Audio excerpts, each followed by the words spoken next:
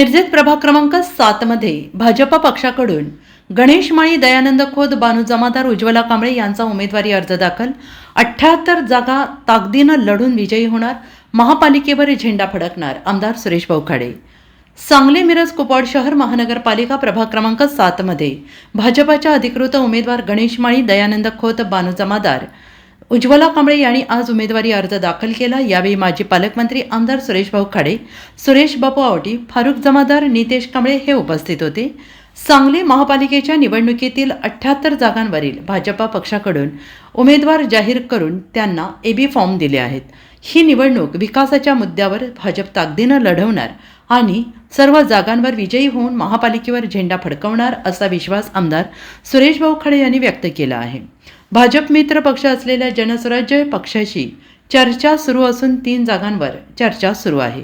त्यांनाही अर्ज दाखल करण्याचे सांगितले असून लवकरच त्यांचा निर्णय होईल अशी माहिती त्यांनी दिली आहे। आज होऊ घातलेल्या सांगली, मिरज, कुपवाड महानगरपालिकेच्या निवडणुकीच्या माध्यमातून आज दाखल करण्याचा शेवटचा दिवस आहे।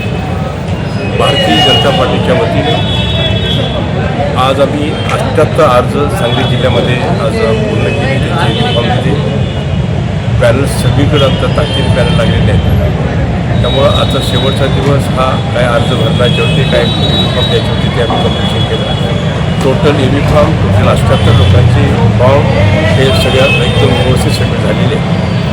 मला हे सांगायचं की जनतेला आव्हान करायचं की विकासाला आपण प्राधान्य द्या, विकासाला मतदान करा। आज बघितलं तर आज सांगली जिल्ह्यामध्ये एक वेगळा गोंधळ तयार झालेला आहे।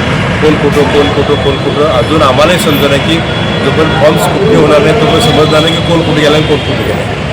पण ह्या निवडणुकीच्या माध्यमातून भाजप एका ताकदीनं, एक मोठून कार्यकर्ते सगळे नेते मंडळी एका ताकदीनं, एका विचारानं, एका माध्यमातून हे सगळे ताकदीनं लढण्यासाठी सज्ज झालेले आहेत। आणि आम्ही ही निवडणूक पुढ्या ताकदीनं भाजपच्या वतीनं आणि आमच्या मित्रपक्षाच्या वतीने काय असेल ते त्याच्या माध्यमातून आम्ही ही ताकद करू। निश्चित आम्हाला विश्वास आहे की भारतीय जनता पार्टीचा झेंडा कमळ हे नगरपालिकेवर आम्ही फडकवणार हे निश्चित झालेलं आहे। आणि ती जनता त्याबद्दल राहील, कारण विकासाबरोबर जनता राहते हे आम्हाला मान्य आहे आणि आम्हाला त्याचा अनुभव आहे। त्यामुळं निश्चितच ही नगरपालिका महानगरपालिकेच्यावरती झेंडा कमळाचा फडकणारच केलं जातं। मागल्या वेळी आम्ही निवडून आलो होतो त्यावेळेला आपला झेंडा तिथे लागला होता, त्यावेळी देवेंद्र भाऊ 100 कोटी आपल्याला बक्षीस दिली। त्यानंतर बऱ्याच वेळा शासनाचे पैसे आणण्यासाठी आम्ही सगळे आमदार, भाजपचे आमदार एकजुटीने ताकद लावून भाजपच्या देवेंद्र भाऊंच्याकडून आम्ही पैसा नगरपालिका भरपूर आणला। मी पालकमंत्री असताना देखील नगरपालिकेला भरपूर पैसा दिला। कामं संपत नसतात, कामं असतात, कामं राहतात। आता हे निवडून आले की ते कॉन्ट्रॅक्ट होतात, तिकडे होतात, पण उरलेली सुरलेली कामं ही भाजप पुऱ्या ताकदीनं करेल। देवाभाऊ आम्हाला पैसे देतील आणि निश्चितच केंद्रातून काय पैसे आणायचे, काय स्कीम आणायच्या।